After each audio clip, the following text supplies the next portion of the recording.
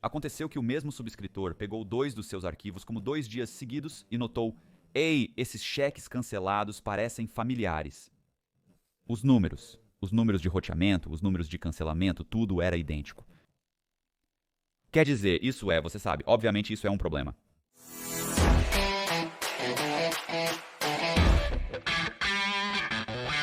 Ei, aqui é o Matt Cox e eu vou meio que contar a minha história. Eu já contei minha história antes no Concrete e Valutainment e Vlad TV e em vários outros canais do YouTube. Mas eu nunca realmente contei minha história no meu canal. E o que eu queria fazer era meio que revisar a história quase. Sabe, eu não sei se necessariamente é capítulo por capítulo, mas eu quero revisá-la em um formato mais longo do que o típico formato de 20 minutos ou 2 horas. Eu queria passar por isso, meio que tomar meu tempo e passar pela história. E então, basicamente, se você não sabe nada sobre mim, eu estava foragido por 3. Bem, eu era um corretor de hipotecas. Eu comecei a cometer fraude hipotecária. Eu executei uma série de diferentes golpes relacionados ao mercado imobiliário e golpes de cartão de crédito. E no final das contas acabei fugindo e estava meio que, sabe, sabe, na lista dos mais procurados do serviço secreto. Eu estava na lista dos mais procurados do Federal Bureau of Investigation. E eu estava fugindo por 3 anos e eventualmente fui pego e fui pra prisão. Então, basicamente é isso, sabe? Essa história e como esses eventos se desenrolaram. Então, acho que vou começar dizendo, sabe, que fui criado em Tampa, Flórida, e na verdade fui criado em Temple Terrace, que é uma cidade separada, mas é quase como um subúrbio, cidade de Tampa. Eu nunca realmente digo Temple Terrace, porque ninguém sabe onde é Temple Terrace. Essencialmente, é a Flórida. Quer dizer, essencialmente é Tampa, então basicamente fui criado em Temple Terrace. E fui criado por uma mãe católica rigorosa. Meu pai, ele nunca foi realmente religioso. Meu pai tinha você sabe. Ele tinha um problema com álcool e eu era. É engraçado, como minha mãe e meu pai. Uh, Minha mãe não podia ter filhos. Naquela época, né, eles chamavam isso de ser estéril. Sabe? Ela simplesmente não conseguia engravidar. E eles tentaram por anos, desde que se casaram pela primeira vez. E eventualmente eles adotaram. Eu tenho uma irmã chamada Katie, e eles adotaram minha irmã Helen, então eles adotaram meu irmão. Como um ano depois eles adotaram meu irmão, o nome dele é Mark, então eles adotaram a Katie, que era minha irmã mais próxima. E então, sabe, cerca de 8 a 10 anos. Se passaram e minha mãe, na idade de 39 ou quase 40 anos, ela fez uma histerectomia. E naquela época, sabe, naquela época, quando você tinha 40 anos, e as mulheres, sabe, isso foi nos anos 60, basicamente era meio que padrão. Você estava nos seus 40 anos, você fazia uma histerectomia. Então ela fez uma histerectomia e quando o médico a abriu, ele notou que seus ovários estavam esponjosos e percebeu: "Ei, nós fizemos um teste de gravidez nesta mulher?" E eles disseram que ela não consegue engravidar. Eles fizeram um teste de gravidez nela enquanto ela estava deitada inconsciente na mesa. Voltaram e disseram que ela estava grávida. Então eles a costuraram e quando ela acordou, meu pai estava lá e ele disse: minha mãe perguntou como foi a cirurgia, e ele disse que não como esperado. Então ele disse: "Você sabe, você está grávida." E ela disse: "Eu vim para uma histerectomia. Do que você está falando?" E então, seja lá o que for, 7 ou 8 meses depois, eu nasci. E então, sabe, meus irmãos e irmãs foram adotados e eu era, sabe, o que você quiser chamar, um filho natural. E meu pai, como eu disse, tinha um problema com álcool. Não meio que ele tinha um problema com álcool, meu pai era um bêbado, ele tinha um problema com álcool, sem rodeios, ele era um bêbado, ok? Então ele tinha um problema com álcool. Ele tinha um problema com pílulas. Ele era narcisista, extremamente arrogante, dominador, e eu era, sabe, acho que não era o filho que ele queria. Sabe, eu cresci e me lembro, sabe, ele ficava bêbado e ligava, sabe, ele nos chamava, a mim e ao meu irmão, de estúpidos, e dizia que nunca seríamos nada. E então ele chamava meu, sabe, irmão, minhas irmãs, ele as chamava de nomes. E, sabe, ele era apenas um bêbado desagradável. E então ele ficava sóbrio e era ótimo por 3 ou 4 meses ou 6 meses. E ele era ótimo e trabalhava para a State Farm Insurance como gerente. Ele era um gerente incrível. Ele era um ótimo vendedor. Um ótimo gerente contratava e treinava agentes. Ele tinha cerca de 25 agentes, ganhava prêmios regularmente, tinha ótimo desempenho e ganhava muito dinheiro.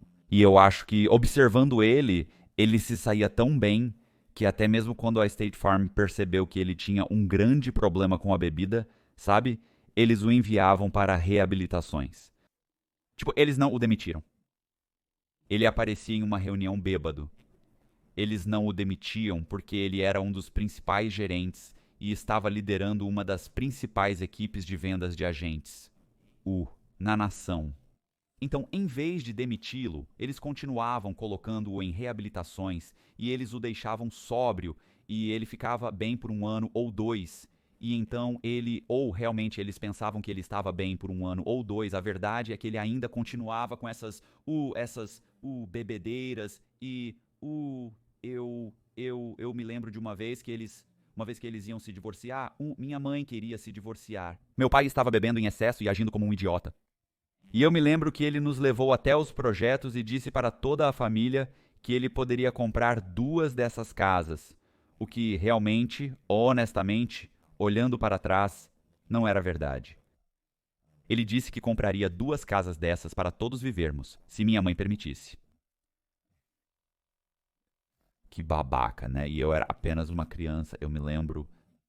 Ele disse que todos teriam que decidir com quem queriam morar. Lembro de dizer à minha mãe que queria morar com ela. Imediatamente.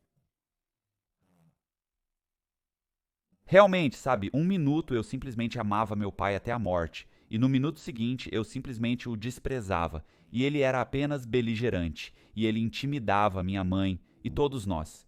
Ele era apenas um idiota. E então você sabe que eu nunca correspondi ao que ele queria em um filho. E, embora eu fosse inteligente, sabe, eu me saí bem em todos os testes de QI que fiz e em todos os exames orais que fiz, eu fui ótimo. Mas em termos de leitura e escrita, eu fui muito mal. Eu tinha uma deficiência de aprendizagem. Eles acabaram me colocando em algumas escolas diferentes para crianças com deficiências de aprendizagem. E eu ainda assim não me saí muito bem. Eventualmente, né, eu acabei me formando no ensino médio e fui para a faculdade. O que eu consegui? Eu tentei obter um diploma em negócios. Comecei com um diploma em negócios, mas lembro que falhei como contabilidade. Não, eu não falhei. Quase falhei em contabilidade também. Consegui um C em contabilidade e quase falhei. Para ser honesto, eu realmente falhei. Eu realmente consegui algo como 68 ou 69 e o professor disse, vamos arredondar para cima para que eu não tenha que te ver no próximo semestre. E eu fiquei tipo, vamos fazer isso. E então ele arredondou para cerca de 70. E foi como? Foi uma das únicas vezes que eu consegui um C. Então eu mudei, lembrando de pensar que nunca seria capaz de passar em microeconomia, macroeconomia e todos os outros cursos necessários para me formar em negócios. Era como se isso nunca iria acontecer. E o que eu fiz foi mudar para arte.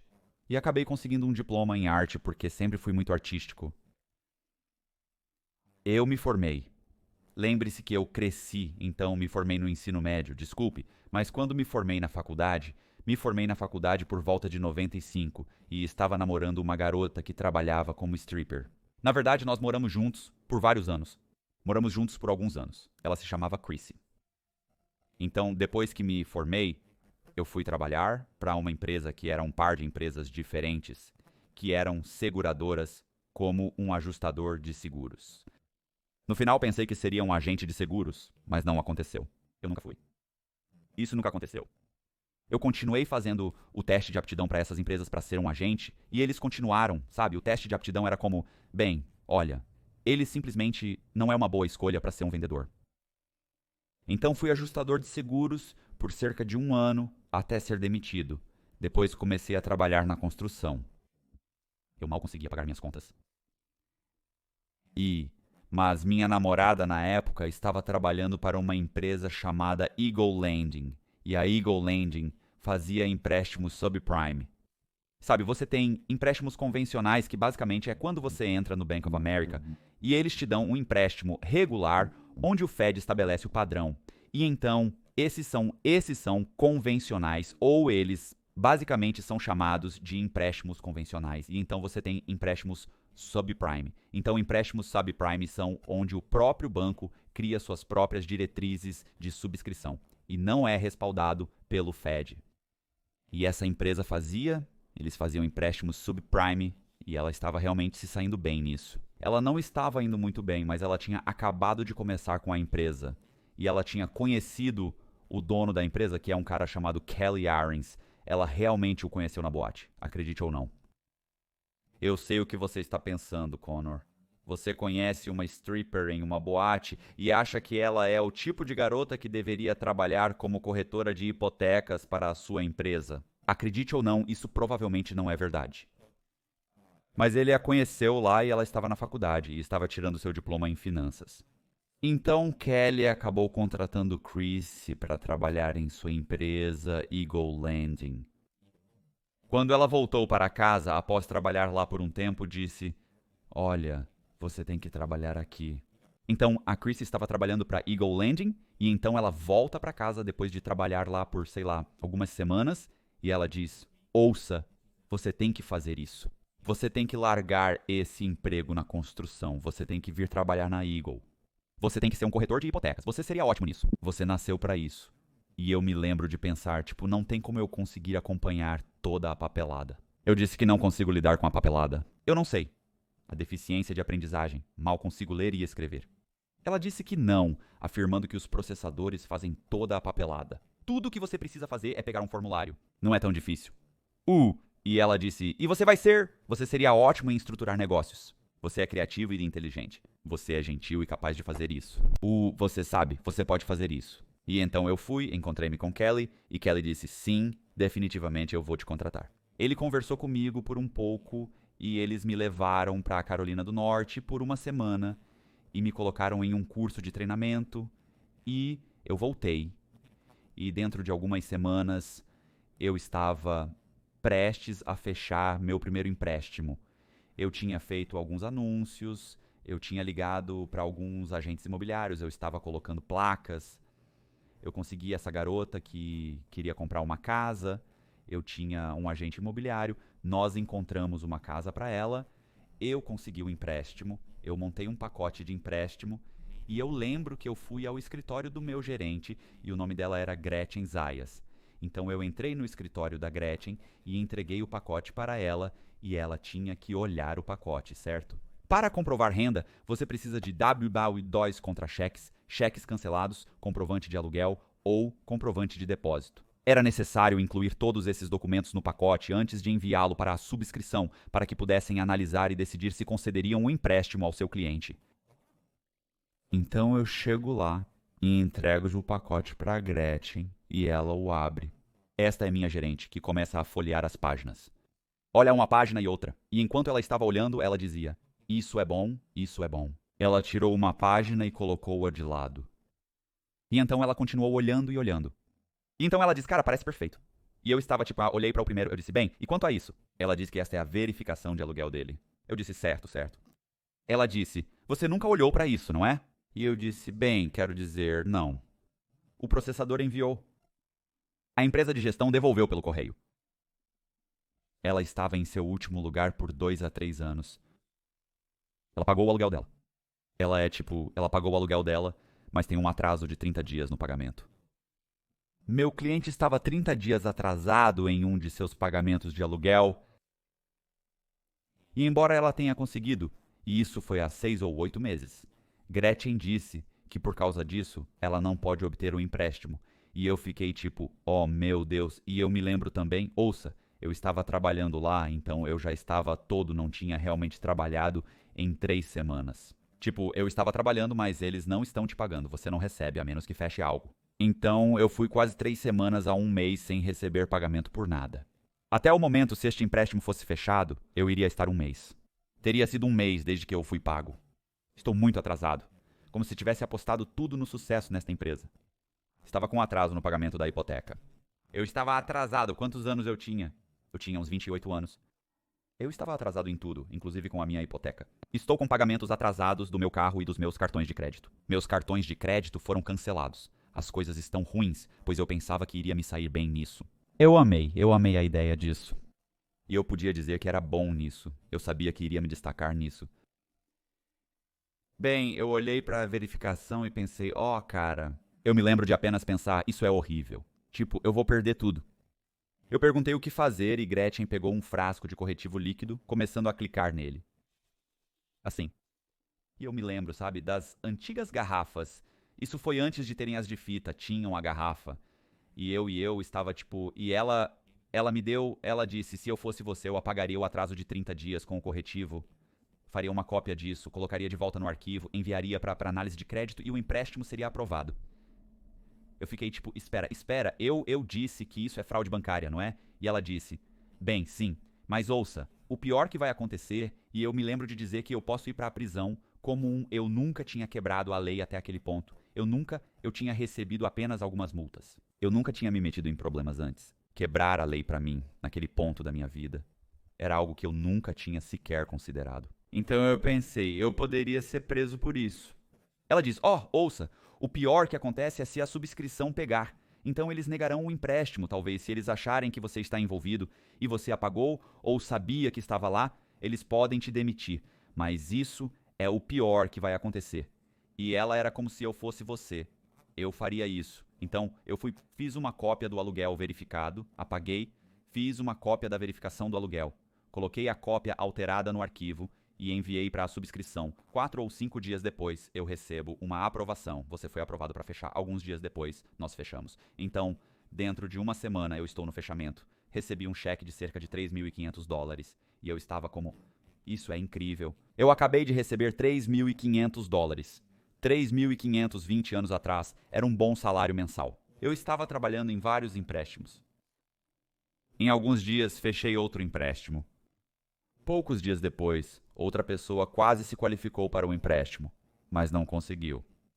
Então o cara fez como 42 mil em seu W2, disse que fez 42 mil. Mas se o W2 tivesse dito que ele fez $47.000, eu poderia conseguir um empréstimo para ele. Então eu cortei e colei, transformei os $5.000 em $7.000, alterei todas as deduções correspondentes no W2, coloquei no arquivo, enviei para a subscrição, eles não perceberam.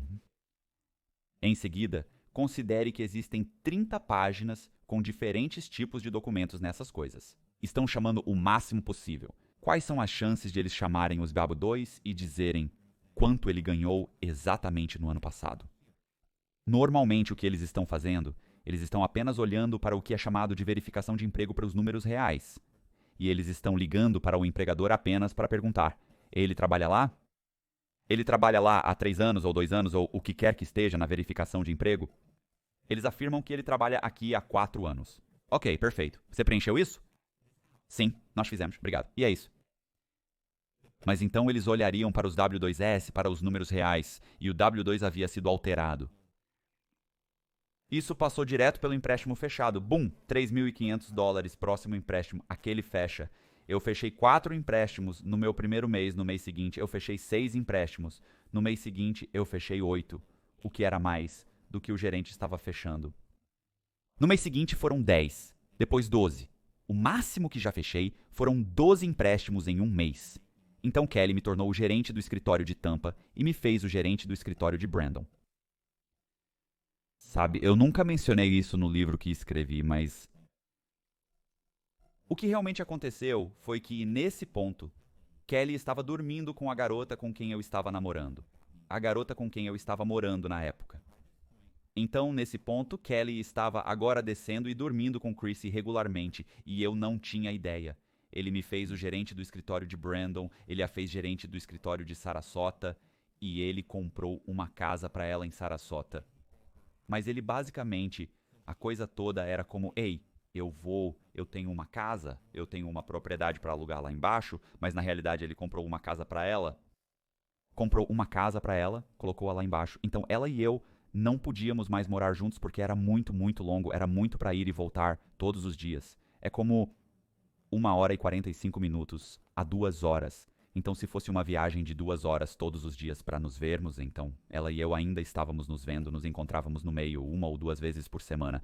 Mas, eventualmente, eu descobri o que estava acontecendo e terminamos, o que não foi traumático para ela, porque ela gostava de Kelly. E acho que nesse ponto a esposa de Kelly descobriu e ela tinha contratado um detetive particular para segui-lo. E então, dentro de um mês ou mais de eu terminar com ela, a esposa de Kelly o expulsou de casa. Ele tinha 3 meninos, então ele acaba perdendo a esposa, os 3 filhos e se muda para a casa de Chrissy. Se divorcia da esposa, eles se casam, acabam tendo um filho e ainda estão casados até hoje. Então é realmente uma história romântica do ponto de vista dela. Do meu ponto de vista, eles são escória. Mas enfim, quer dizer, você sabe, é promíscuo. Tudo bem. Bem, o que acaba acontecendo é que, em algum momento, o Departamento de Finanças Bancárias e o Federal Bureau of Investigation fecham a Eagle Landing. Acho que foi por fraude, o que eu não acho que tinha algo a ver comigo. Eles acabam fechando toda aquela empresa, tipo literalmente, caras aparecendo no escritório um dia e as portas estavam acorrentadas. E o que aconteceu com eles, o maior problema, foi que eles perderam uma linha de crédito. Eles tinham várias linhas de crédito e de bancos. E esses bancos e credores fecharam as linhas de crédito por causa de fraude e porque os empréstimos não estavam rendendo. Então, eles fecharam. O Departamento de Bancos e Finanças interveio. Eles eventualmente os fecharam. Nesse ponto, eu já havia me mudado para outro escritório, outro credor, na verdade, outro corretor de hipotecas. E muito rapidamente eu estava lá apenas 1 mês ou 2. E então eu comecei minha própria empresa. E minha empresa se chamava Consortium Financial Services UI. Eu contratei cerca de 1 dúzia de caras para trabalhar lá, corretores, sabe? Era, na verdade, meio a meio, cerca de metade mulheres, metade homens. E, sabe, e ouça, nós estávamos cometendo fraude imediatamente. Imediatamente todos nós estávamos cometendo fraude. Era tão descaradamente óbvio a fraude que eu estava... Não era descarado como era descaradamente óbvio. Era apenas tão... Não era como um Nandel 2 ou um acelerador. Eles não eram mais pequenas alterações neste ponto. Eu estava fazendo coisas como... Neste ponto, eu estava criando meus próprios bancos. Então eu estava criando bancos online, onde você poderia ir online, e parecia um banco. E eu tinha vários celulares. Lembro que você entrava no meu escritório e eu tinha como um banco. Ou eu tinha 6 ou 7. Eu tinha uma fileira inteira de celulares. Então eu tenho 6 celulares com pequenas etiquetas sobre para quem eram e para qual empresa eram. Eu estava abrindo diferentes corporações para que eu pudesse verificar o emprego das pessoas. Eu listaria a corporação no diretório de negócios. Uma das coisas que faríamos, uma das coisas que eu faria é que eu criaria, sabe, eu faria extratos bancários falsos e, obviamente, eu faria os bancos online falsos e faria extratos bancários correspondentes falsos. Eu também faria extratos bancários para outros, digamos, se eu tivesse um mutuário que estava com o Bank of America, mas eles não tinham o pagamento inicial no banco por 90 dias. O que você precisa ter de 60 a 90 dias? O que eu faria é que eu tinha papel em branco para o Bank of America em cores. Eu reduziria todo o processo para que eu pudesse imprimir. Eu poderia pegar seus extratos bancários e reescrever seus extratos bancários e afirmar que você tinha dinheiro suficiente para fechar. Digamos que muitas vezes você vai comprar uma casa e talvez o vendedor fosse dar o seu pagamento inicial porque você não tinha o seu pagamento inicial. Então, o vendedor vai dar o pagamento inicial e isso faz sentido se você está comprando, digamos, para argumentar, uma casa de $200 mil e você precisa colocar $10 mil. Você não tem $10 mil. O vendedor só quer $190 mil. Ele está disposto a trazer seus $10 mil para o fechamento porque ele só quer receber $190 mil e você não tem o seu pagamento inicial. Então ele vai trazer porque ele vai receber o dinheiro de volta imediatamente. Bem, você deveria ter esse dinheiro no banco. Então, se você tivesse uma conta bancária no Bank of America e tivesse algum dinheiro no banco, faríamos com que eles depositassem o dinheiro no banco ou mostraríamos o dinheiro no banco nos últimos 3 meses, usando extratos bancários falsos, e enviaríamos esses extratos bancários para o subscritor. O subscritor olharia para isso e diria, ok, parece que ele realmente tem o dinheiro no banco. E então, quando você vai para o fechamento, o vendedor simplesmente pegaria $10 mil, depositaria na empresa de custódia ou de títulos em custódia e o empréstimo seria fechado. Ele receberia seu dinheiro de volta e o empréstimo seria aprovado. Então faríamos coisas assim, ou diríamos que estava em um banco que você nem tem uma conta bancária. Eu diria que estava no banco de Ebor e teria extratos bancários. E se você ligasse para o banco de Ebor tínhamos alguém que atenderia o telefone como o Banco de Ebor faria e confirmaria que você tem os fundos na conta, sabe? Então isso era algumas das coisas que eu estava fazendo. Eu tinha cheques cancelados, vou te dar um exemplo. Se, digamos, você atrasou o aluguel várias vezes, bem, você não precisa dar uma verificação. Você não precisa dar ao credor uma verificação de uma hipoteca ou aluguel. Você não precisa dar ao credor uma verificação de hipoteca ou aluguel se você puder provar que fez seus pagamentos todos os meses através de cheque cancelado. E cheque cancelado é um cheque que passou pelo seu banco e eles têm todos os números de roteamento e todo o cancelamento e tudo no cheque. Então eu realmente falsifiquei cheques cancelados do tipo SunTrust Bank, do Wachovia, do Bank of America, todos os tipos de bancos diferentes. Eu falsificaria cheques cancelados que pareciam ter passado por $1.200 mensalmente durante 24 meses. E tudo que meus corretores tinham que fazer era colocar o nome do cliente no canto superior esquerdo e o endereço deles em cada cheque. Então eles fariam uma pequena etiqueta e eles a colariam lá e então preencheriam os cheques e assinariam o nome do cliente ou fariam o cliente assiná-los e então fariam cópias deles e então os enviariam para a subscrição e a subscrição pensaria, são 24 meses de cheques cancelados que eu posso ver que passaram pelo banco por $1.200 em janeiro, fevereiro, 1.200. Você sabe, janeiro, fevereiro, março, abril, maio, cada 1.200, 12. E você podia vê-los, né? Eles pareciam cancelados, frente e verso, perfeitos. Então é isso que somos. Esses são os tipos de coisas que estávamos fazendo. Era apenas flagrante. Quero dizer, estamos fazendo, você sabe. As avaliações dos imóveis estavam todas inflacionadas. Quer dizer, estamos alterando avaliações. Estou fazendo todo tipo de coisa. Estou fazendo qualquer coisa para que esses empréstimos sejam aprovados. Os empréstimos estão sendo aprovados. Eu faria isso porque se algum cliente entrasse, ele já teria ido a alguns corretores diferentes. Ou ele foi ao banco e foi recusado. Ele foi a uma cooperativa de crédito e a outro corretor, mas ambos o recusaram. Então ele eventualmente chegaria até mim e eu diria sim, eu posso fazer um empréstimo, mas a taxa do corretor é de $4.500 e sua taxa de juros é de 8%. Muitas pessoas não percebem que, supondo uma taxa de juros de 5%, apesar de atualmente estarem ridiculamente baixas, antigamente eram de 7 ou 8%, a situação seria diferente. O que muitos não percebem é que naquela época, se sua taxa de juros deveria ter sido de 5%, mas eu te disse que era de 6%, e você concordou. Para cada 50 pontos base, na verdade, para ser honesto, era cerca de 35 pontos base. Então, a taxa de juros é composta por 100 pontos base. Se eu dissesse que sua taxa de juros era 5, deveria ser 5%. Mas se eu dissesse que era 5,35, significa que eu ganho 1 ponto no final do empréstimo. Então, se o empréstimo for de $100.000 e eu disser que sua taxa de juros é 5,35, eu recebo $1.000 de volta. Se for um empréstimo de 200 mil, eu receberia 2.000 de volta, pois 1 ponto em um empréstimo de 200 mil é 2.000. As pessoas viriam e eu diria que sua taxa de juros é de 6%. Eles diriam 6%, cara, deveria ser 5%. Todos estão fazendo 5%, mas todos te recusam. Eu posso fazer por 6%. Estou cobrando de você $, 4.500, como taxa de corretagem e 3 pontos. Então é 5, não 5. A 5, digamos que você está pegando emprestado 100 mil, seria se você está pegando um empréstimo de $100.000 e eu te digo que seu juros é de 5%, eu não ganho nada por trás. Se eu te disser que é 5,35, eu ganho 1 ponto. Se eu te disser que é 5,7, são 2 pontos. Se eu te disser que é 6, você sabe, 6,05, que são 3 pontos. Eu ganho 3 pontos no final do seu empréstimo, o que significa que eu ganho 3.000 extras. Então, eu estou te cobrando 4.500 adiantado mais 3 pontos, mas eu ganho 3 pontos no final do empréstimo.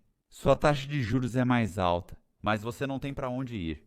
Consigo obter o empréstimo porque estou criando cheques cancelados. Estou dizendo que você tem seu dinheiro no banco. Estou alterando seus abudóis e comprovantes de pagamento. Estou fazendo tudo o que posso para conseguir esses empréstimos. E nós seríamos pegos o tempo todo. Escute, fomos pegos uma vez onde eu tinha feito fraude de ocupação do proprietário para essa pessoa. Havia uma mulher, uma Cara que eu conhecia, um delegado do xerife. Na verdade, ele aparece novamente. Então havia um delegado do xerife, não um agente imobiliário.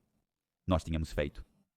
Então, se vamos supor que eu vou comprar, vamos supor que eu quero comprar um imóvel para investimento. Se eu quero comprar um imóvel para investimento, digamos que eu quero comprar um duplex e eu quero comprar um duplex, o banco quer que eu dê 20% de entrada. Para um duplex de 100 mil dólares, eles pedem 20 mil de entrada. Se eu disser que sou o proprietário que ocupa esse duplex, significa que vou informar ao banco que moro nele. Eu vou me mudar para lá. Então o banco diz, ok, nós te emprestaremos 95%. Então você só precisa dar 5 mil em vez de 20. Nós tivemos um agente imobiliário uma vez. Ela comprou 6 ou 8 duplex ocupados pelo proprietário. Na verdade, eu quero dizer que foram 6. 6 duplex ocupados pelo proprietário, onde ela disse, eu estou morando em cada um desses duplex. Obviamente, eu não poderia enviar todos esses para o mesmo credor, pois ele diria que não há como eu ocupar 6 duplex. Na verdade, não fui eu quem fez isso, mas sim uma das corretoras que trabalhava para mim, chamada Susan Barker. Ela fechou um duplex, ou um dos duplex, ocupados pelo proprietário com, digamos, o Bank of America. Outro, ela fechou com, digamos, o Household Bank. Outro, ela fechou com todos os bancos diferentes. E essa mulher apareceu em 6 fechamentos diferentes, no mesmo dia, em 6 empresas de título diferentes. E assinou dizendo que ela está ocupando cada um desses duplexes.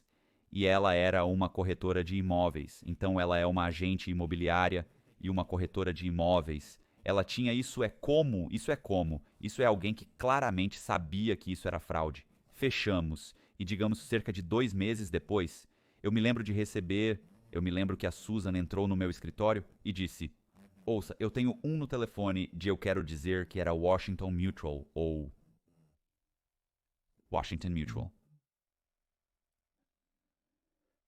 Não, era Union Planners. Ela disse que eu tenho um advogado no telefone da Union Planners e ele disse que tem 2 duplexes que são ocupados pelo mesmo proprietário e mutuário, e nós fizemos os 2 empréstimos.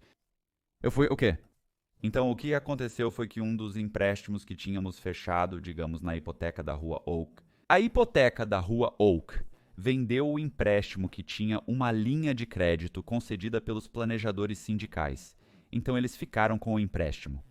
Então os planejadores sindicais acabaram com 2 propriedades ocupadas pelo mesmo proprietário. O advogado está ligando e acusando você de fraude. Vocês fizeram 2 duplex ocupados pelo proprietário nisso. 2 duplex ocupados com o mesmo mutuário usando as mesmas informações em 2 diferentes empresas de título. Você claramente sabia o que estava fazendo. Ele vai mandar me prender. Acabei convencendo aquele cara a nos deixar refinanciar ambas as propriedades e pagar. Ele também aceitou um pagamento menor, então ele pegou menos dinheiro. Os planejadores da União receberam menos dinheiro do que devíamos a eles e ainda nos cobraram uma taxa de corretagem. Então eu o convenci a nos pagar uma taxa de corretagem e pegar menos dinheiro. Eles perderam cerca de 30 mil dólares para se livrar desses empréstimos. Porque eles não querem. Como ele começou a dizer, vou chamar o Federal Bureau of Investigation. Fiquei tipo, uau, você não quer que o Federal Bureau of Investigation apareça? O Federal Bureau of Investigation vai vasculhar seus arquivos. Para todo o Federal Bureau of Investigation sabe que vocês fizeram algo errado. Para tudo que você sabe, o corretor que fez isso na minha empresa estava trabalhando com alguém dentro da sua empresa. Você não tem ideia da lata de vermes que está prestes a abrir. Tipo, seja razoável aqui. E o cara falou tipo, olha, que tal isso? Vou refinanciá-los. Ele disse que esperava que eu dissesse isso. E então eu o convenci. Não posso refinanciar e pagar o saldo, esse é o problema. Eu disse que precisaria pagar menos, e ele perguntou quanto teria que reduzir. Ou seja, ele está pronto para começar a reduzi-los imediatamente. Ele reduziu. Eu ressaltei que existem custos de fechamento. Ele não notou quando comecei a falar que existem cerca de 3 a 4 mil dólares em custos de encerramento em ambos os empréstimos. Ele ficou tipo, tudo bem, nós pagaremos os custos de fechamento. O engraçado é que ele não percebeu que parte dos custos de fechamento incluíam uma taxa de corretagem. Então nós recebemos uma taxa de corretagem de qualquer maneira aquele empréstimo que nós pegamos naquela época. Deus, vivo sendo pego. fui pego uma vez. Um dos meus corretores de hipoteca recebeu uma ligação de um banco em Chicago chamado... era chamado, caramba, como era chamado? Pinnacle Bank Corporation. E recebi uma ligação deles, do proprietário do banco. O que aconteceu foi que um dos meus corretores de hipoteca, um cara chamado Ed LaFuente, Deus, ele era um problema. Ele estava sempre sendo pego, em apuros, e ele nem sequer era bom para mais do que talvez 3 ou 4 empréstimos por mês de qualquer maneira. Então ele pegou os mesmos cheques cancelados e enviou esses cheques cancelados com todos os seus empréstimos. Então todos os seus mutuários tinham os mesmos cheques do Bank of America, 12 mil Bank of America. Ele nem tentou e ordenou.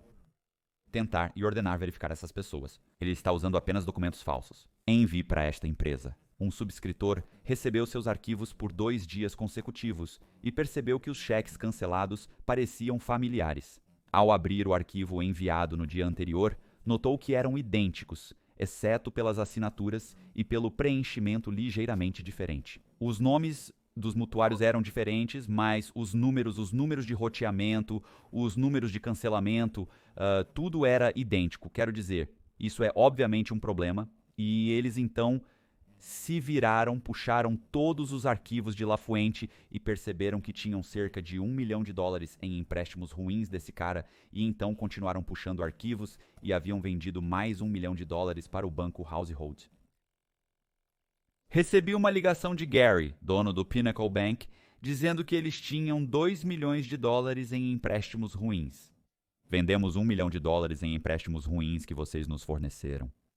Lembre-se, um empréstimo ruim significa que ele tem fraude, mas não necessariamente que não está rendendo. As pessoas estão pagando. Elas apenas têm fraude envolvida nelas. Há alguns documentos fraudulentos e esses são apenas os que ele conseguia ver. Não se sabe quais outros documentos estavam lá.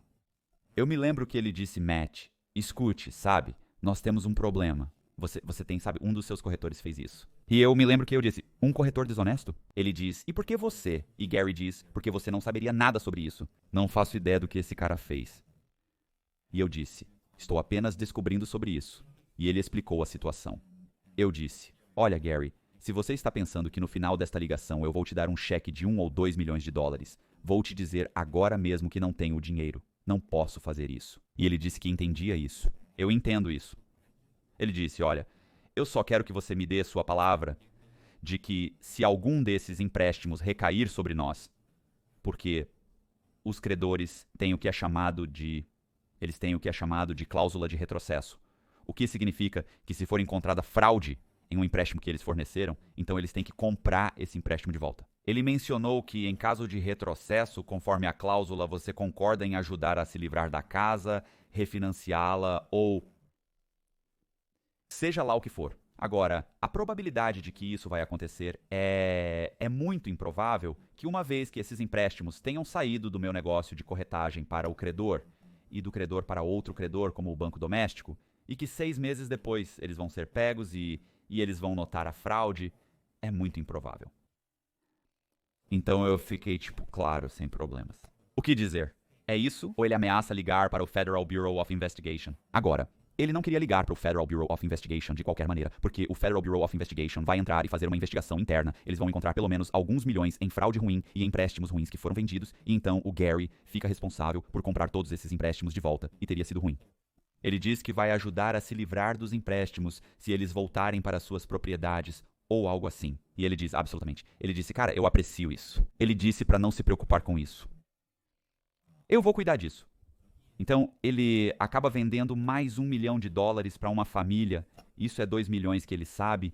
E então, eu me lembro que uma semana depois, ele veio e me levou e a vários dos caras para jantar almoço. Eu esqueço qual. Acho que foi jantar. E na verdade fiquei um pouco bêbado. E eu me lembro que ele me disse, ouça, cara. Ele disse, Matt, pra ser honesto, ele disse, eu não me importo se... não me importo com o quanto de fraude nesses empréstimos, desde que eu consiga me livrar deles e eles não retornem pra mim, não me importo muito. E então, quero dizer, isso, tipo, esse tipo de... eu acho que isso deixa as pessoas saberem, tipo, esse era o ambiente. Isso era, tipo... fraude, não era todo mundo que estava cometendo fraude, mas era extremamente prevalente e era perdoável, especialmente quanto mais fraude eu era pego. Se o credor me pegasse e eu tivesse um monte de fraudes com eles, eu tinha uma chance melhor de convencê-los a me deixar consertar. Se eles estivessem, e especialmente se fossem perder 100 ou 200 mil dólares, eles definitivamente estavam dispostos a se desdobrar para me deixar resolver este problema. E esse era o ambiente em que eu estava trabalhando. Então vou terminar aqui. Então confira o próximo vídeo e no próximo vídeo basicamente vou explicar como acabei me metendo em problemas. A primeira vez que me meto em problemas e realmente me enrolo. E é uma ótima história. E se você gostar do vídeo, faça-me um favor e se inscreva no canal. Clique no botão de curtir, acione o sino para ser notificado quando eu publicar o próximo vídeo. Também deixe um comentário na seção de comentários para me dizer se você gosta desta série e gosta de eu explicar toda essa coisa de como acabei me envolvendo em fraude e acabei fugindo e toda a coisa, e como acabei no YouTube administrando um canal do YouTube. Então eu agradeço e te vejo mais tarde.